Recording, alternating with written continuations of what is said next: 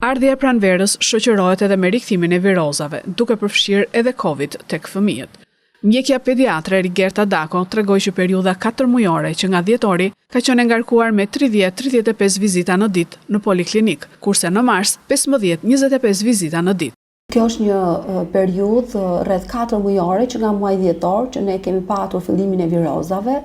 dhe deri tani në vazhdimsi. Kemi patur muaj me ulje ngritje, pra dhjetor janar shkurti ishin muaj me fluks 30 deri në 35 vizita në ditë këtu në poliklinik. Dhe periudha pas marsit e deri më tani neve arrim 15, 20, maksimum 25 vizita në ditë në varësi edhe të ditëve, ditët e hëna, ditët e shtuna, kemi një fluks më të shtuar të fëmijëve. Virozat kryesisht janë me rikthime, pra fëmijët marrin virozat në ambientet kolektive, zgjasin me shenja 5-6 ditore, me rruf, me temperaturë, me koll, me sekrecione, dhimbje fyti, dhimbje veshi, që janë shtuar në fakt të rastet me dhimbje veshi, me temperaturë, me diarre, me të vjella, me marrje mënç, vinë, vizitohen, marrin mjekimin e duhur, rrinë 2-3 ditë mirë në shtëpi dhe pastaj vinë përsëri me të njëjtat shenja. Pra është një periudhë goxha e zgjatur që ne jemi në ndikimin e virozave dhe nuk është në fakt se ka qenë në vitet e shkuara kjo situatë. Doja të shtoja që përveç virozave mund kemi patur edhe raste me Covid, mund të kenë qenë sporadike, por që besoj kanë qenë prezente edhe për shkak të simptomave që fëmijët kanë patur. Mjekja Dako foli edhe për alergjitë në periudhën e pranverës që prekin fëmijët. Periudha e prillit, ndoshta edhe ndryshimi i temperaturave, ngrohja e kohës, fillimi i çeljes së luleve na kanë shtuar edhe rastet e fëmijëve me fenomene alergjike, të cilat paraqiten me fenomene alergjike në sy, pra kanë skleposje të syve, kanë kruarje të syve, djegje të syve,